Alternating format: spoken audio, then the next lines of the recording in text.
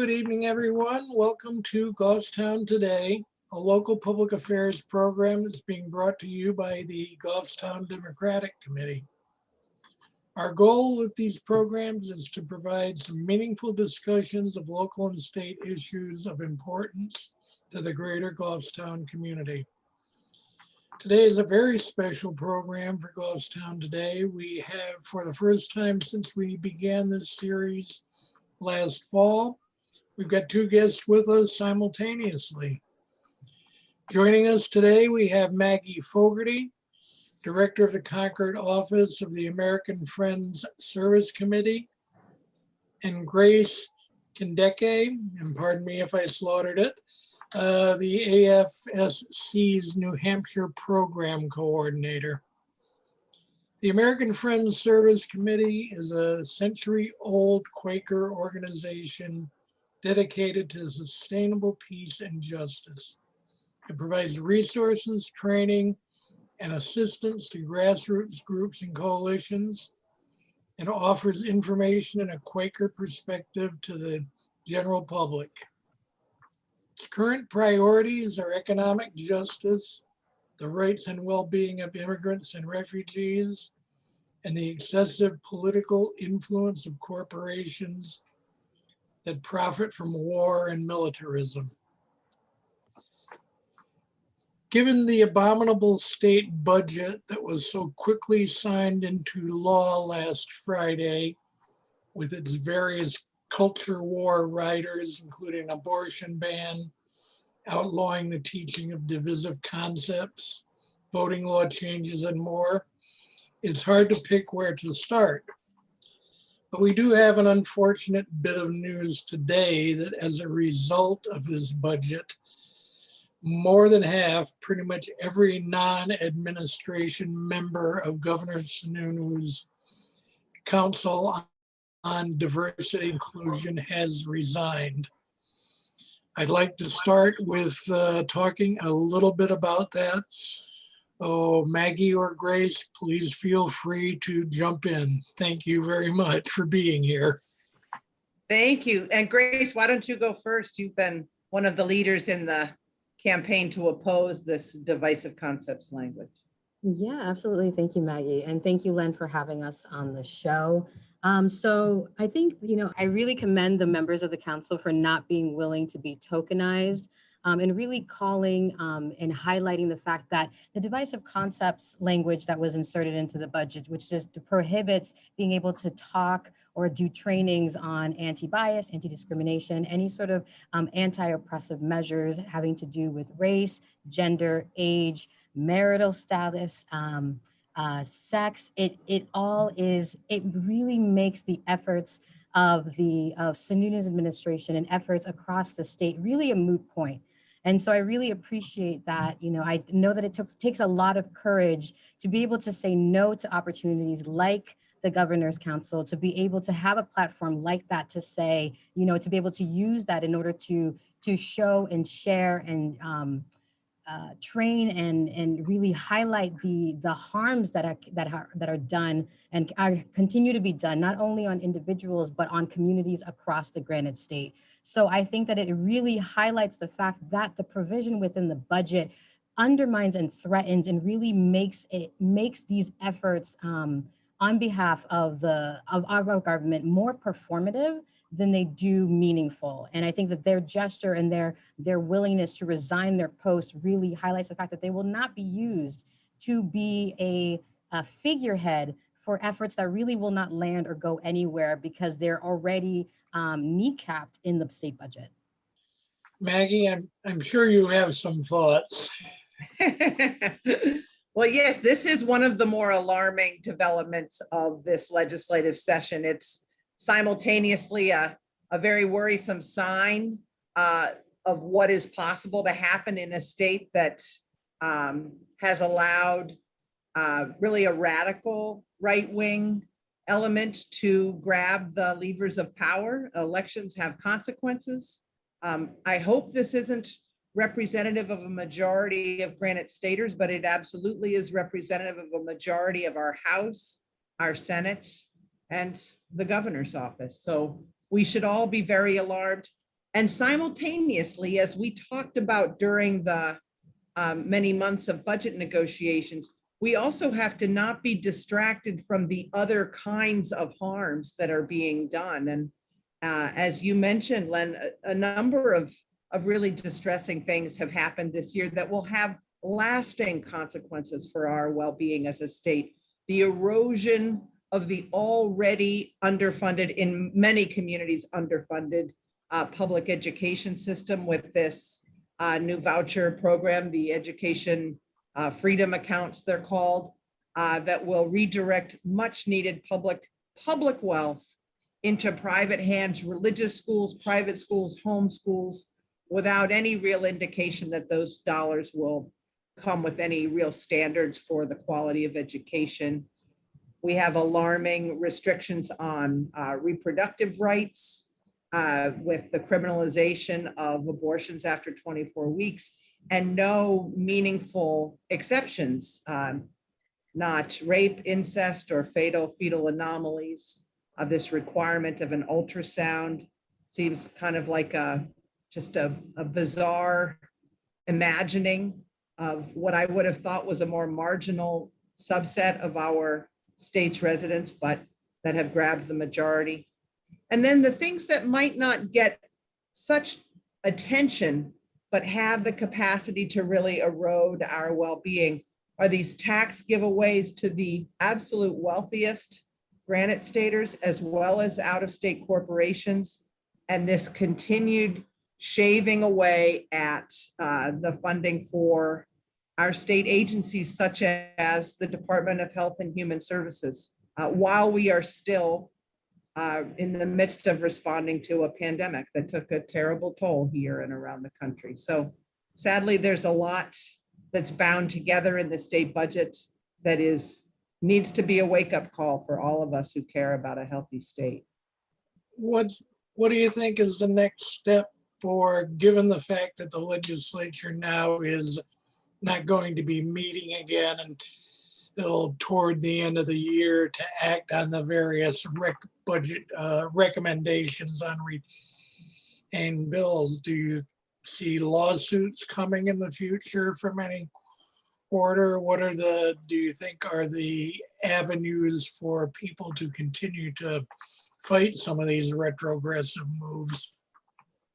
Yeah, well, Grace, why don't I say a few things and then you can, I know you're thinking about this too. I mean, we are not lawyers. The AFSC in New Hampshire, at least, is not a legal office, but we understand at a basic level that lawsuits might well be triggered by what has recently passed this legislature. We also every year see these summer and fall months as opportunities to hold legislators accountable for the votes that they've taken and the impacts that those votes will have. It's an opportunity to be watching for other harmful proposals that are going to start to appear for the 2022 session, to encourage ally legislators to offer proactive bills so that we can be organizing around some positive expressions of what we want for New Hampshire. So that's just a few things. And then I know Grace has been thinking about how we encourage people to take some of these local offices. Yeah, absolutely. Definitely one of the things that we want to be encouraging people in this time, because the summer is also an opportunity for us to slow down and reconnect with the community, go in and have opportunities to bring people more into the work, to build awareness of what is happening at the State House, create opportunities and events where we can connect with one another and encourage people not only to run for office at the state level, but also locally. There are a lot of positions that people may not be as aware of that are not always elected. There are positions that are volunteer positions that are appointed, and oftentimes people don't see themselves in those offices. And then these give us the opportunity, and our partners the opportunity, to really encourage people to see themselves in this work and to see how the effort and the willingness to engage in it can have an outsized impact on the provisions and the policies that then come out in the upcoming legislative sessions.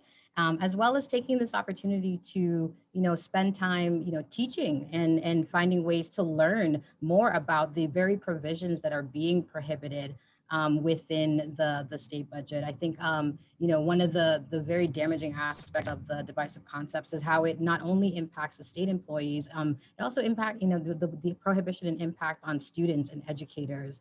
And the fact of the matter that we're really censoring not only conversations, one-on-one conversations, but educational opportunities. So this is really a chance for us to regroup, reconnect with the community, spend time educating one another, and encouraging one another to run for office or volunteer for public office.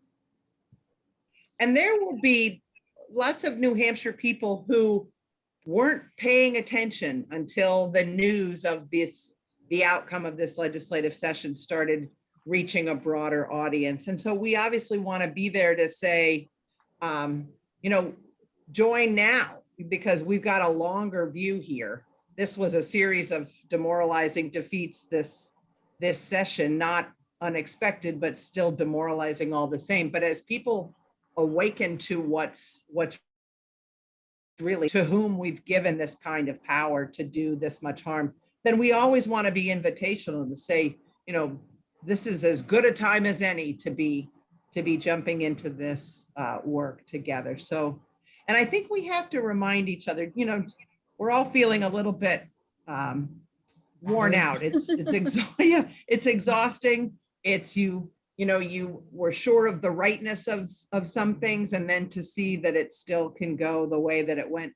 We need to rebuild our spirits and remember that we, for example, at the State House on Thursday, the last day of the session, demonstrated a tremendous amount of power in the presence of young people, community leaders of color, longstanding activists, faith community members, all coming together around a diverse but related agenda.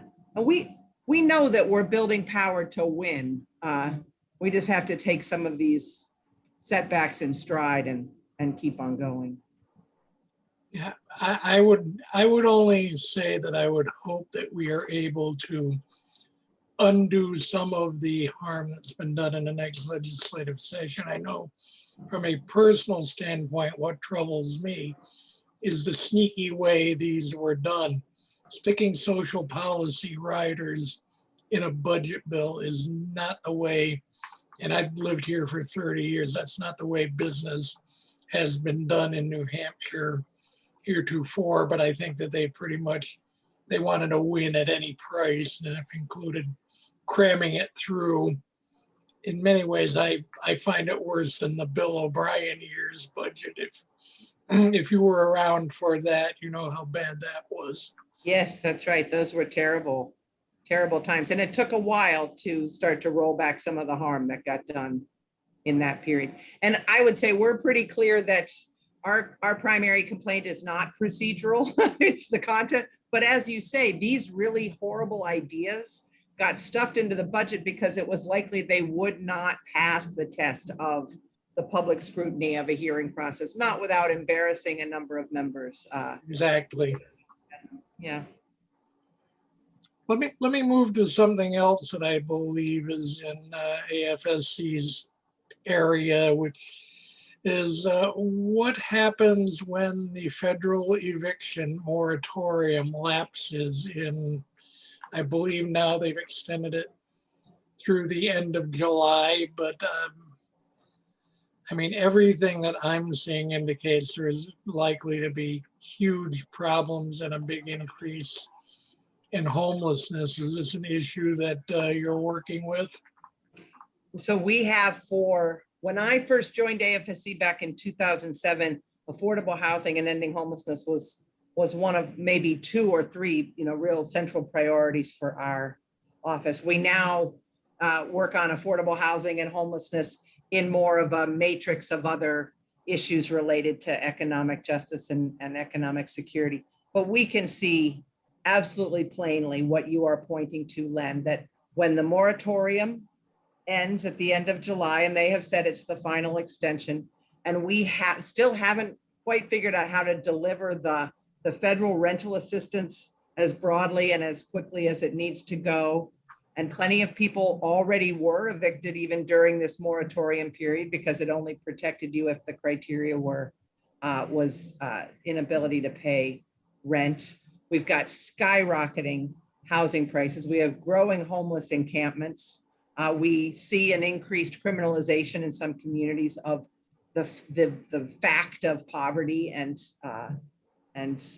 being houseless.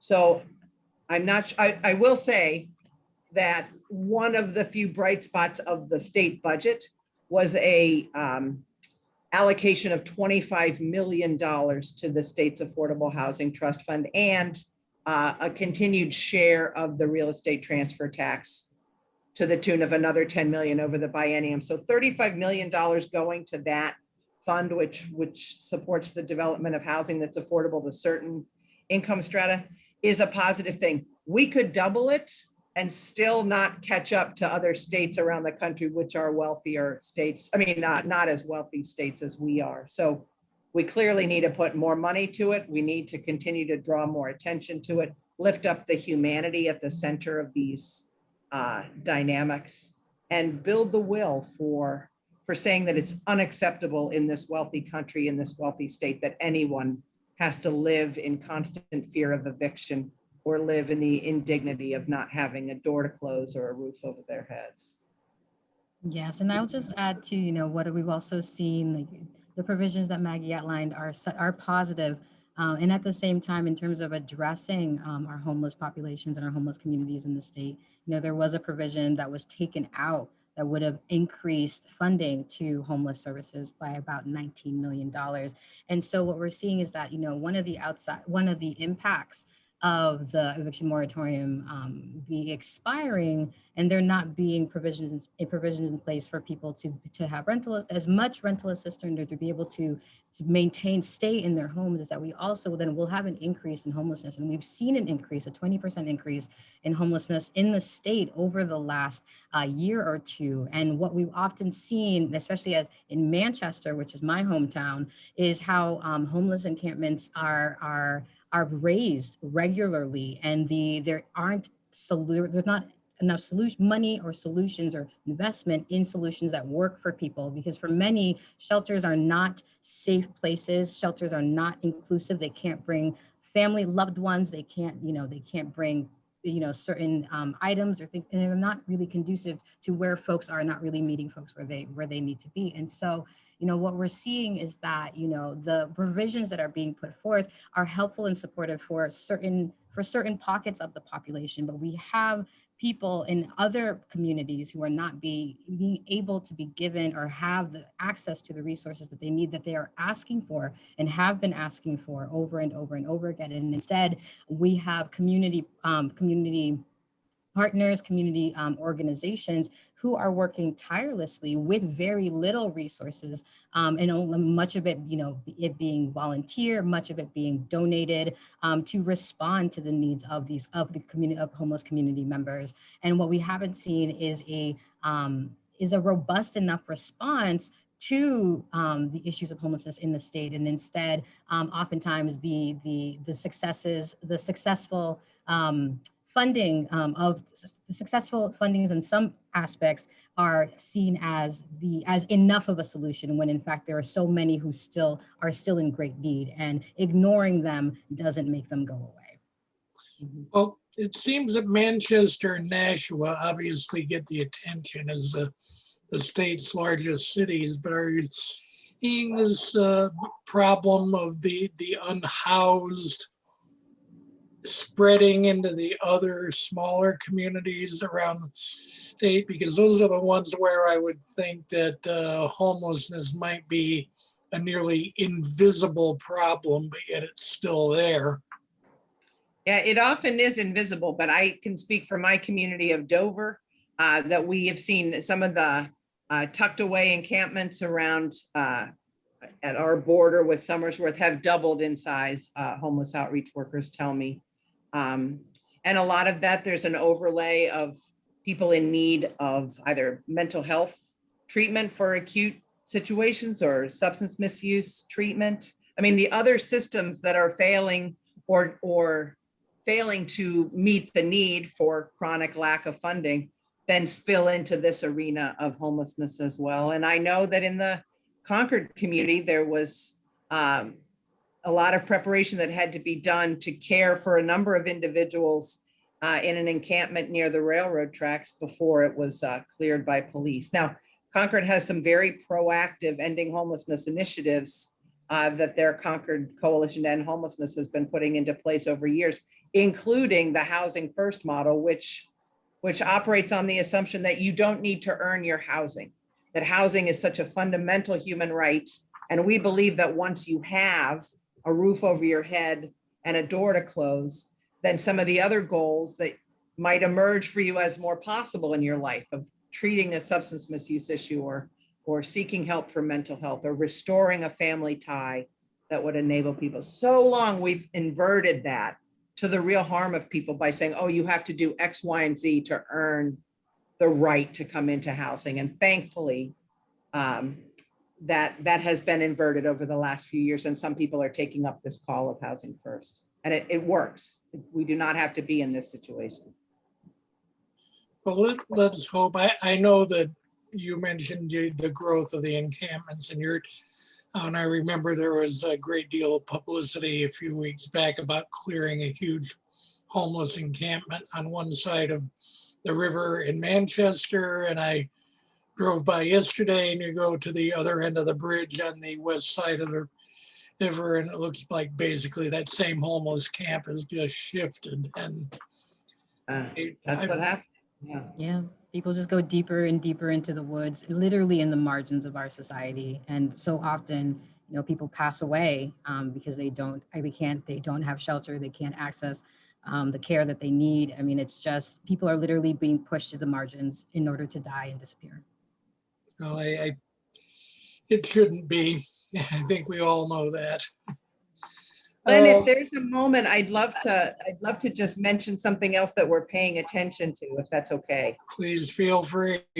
Okay, so I don't have the number in my head, but at the end of this first year of a legislative session, there are always a good number of retained or re-referred bills that, for whatever reason, a committee in the House, in the case of the House, or the full body in the case of the Senate, decides to send something back to committee and not continue its progress through the full, the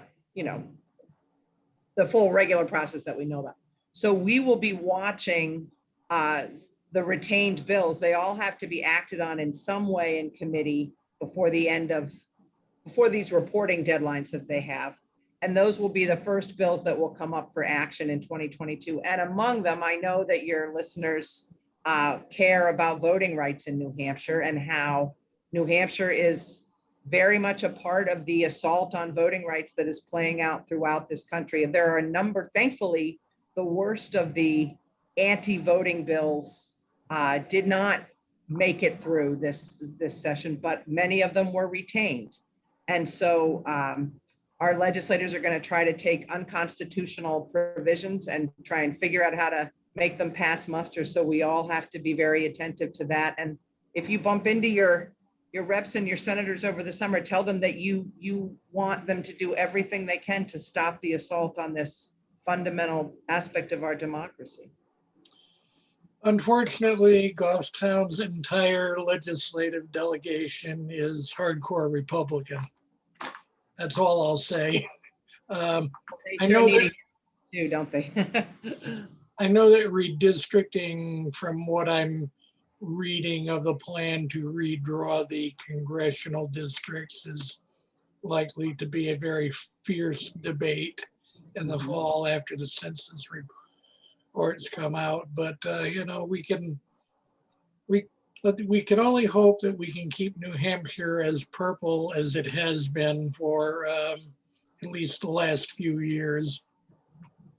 Well, we're a nonpartisan organization, but we absolutely, I believe we share your perspective about the value of the vote, the value of nonpartisan district lines. I don't know if, Grace, you want to lift up this Federal For the People Act. This seems like a relevant moment to talk about how important that is.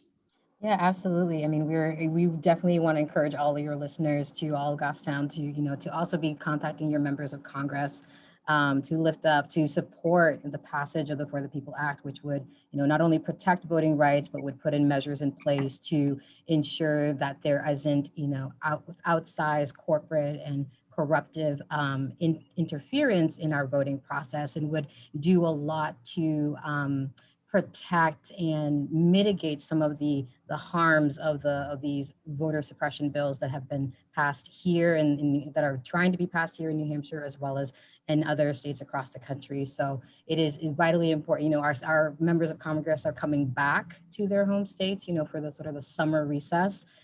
So this is a prime time to, catch them in their offices and catch them while they're back home in their districts. So we really want to encourage people to also be reaching out to our MOCs as well. And you can thank them for being, Senators Shaheen and Hassan, for being co-sponsors of the For the People Act, but we need them to be leaving it all on the mat, as wrestlers say, and making sure that they're doing everything in their power to get this done, because that will address some of the concerns we have locally about partisan redistricting, because that's one of the provisions that hopefully would be in a final version of the bill. Well, and not, I can say this, I know that you folks are nonpartisan, but some of us have the sneaking suspicion that a certain senatorial race that's coming up this fall may be playing an awful lot into some of the decisions that our governor is making these days. And I will also leave that at that. Yeah, but no, I think we can build on that too from our nonpartisan perspective to say, which means that constituent opinion might mean more over the next year than in a less watched moment. So I think we should feel empowered by that dynamic to speak very boldly and clearly to what we want. Absolutely. Let us certainly hope so. Let me ask you in closing, we got a couple of minutes left, if there's any other areas that I've missed that you would like to shed some light on before we go. Yeah, I can jump in. So Good, I great. wanted, I think one of our big areas with AFSC is, is working for humane immigration policy. And so, in one of the retained bills that Maggie and referred bills that Maggie spoke of was an anti-sanctuary cities bill that may come back next year, an anti-immigrant sanctuary cities bill. And so we, right now in the federal budget appropriations process, we're pushing for a path to citizenship for undocumented Americans across the country. And so one of the things that we're also hoping that, we're wanting people to and encouraging people is, New Hampshire to create the welcoming and inclusive New Hampshire we want, by encouraging our members of Congress to include a path to citizenship in the budget appropriations process. So even though the budget at the state level, is done for now, the federal budget is still ongoing. And so we want to ensure that we have protections in place and we have a humane immigration policy moving forward in order to protect the millions of people who are already here and already contributing to their families and communities as well. Thank you very much. Maggie, anything in closing? Well, in that same spirit, I'll mention that thanks to immigrant community leaders, the last couple of years, we've been a part of a campaign to create driver license access for undocumented immigrants. And 2 years ago, it passed the House on an almost entirely party line vote. I think there were a couple of Republicans that voted with all of the Democrats or almost all of them in support of that. It's a common sense public safety measure that kind of disentangles driving from immigration status, this complex beast of unresolved, needs and issues that Congress still has to solve. And so we'll be looking for continued leadership. A wonderful leader, Representative George Sykes from the Lebanon area, has carried that torch with a lot of help from his caucus. So we are going to be organizing between now and the new session to continue to build understanding and support for why that is necessary here in New Hampshire. Well, I'd like to thank you both very much for being with us today. And, certainly we hope that you'll be willing to come back and join us again at some time in the future as we move into the stuff at the end of the year with the legislature and into the new session in January. Anytime. I think I can Yes. speak for both of us, right, Grace? Oh, Anytime. absolutely. Yes, please. Thank you We'd very love much it. for the invitation. Well, thank you very much, everyone out there, for watching tonight. Besides viewing these programs here on GTV, you'll be able to see them on YouTube. If you search for the Goffstown Democrats channel, they're posted sometimes on our Facebook page, which is facebook.com/Goffstown Dems. Please like them and share them widely. And thank you very much.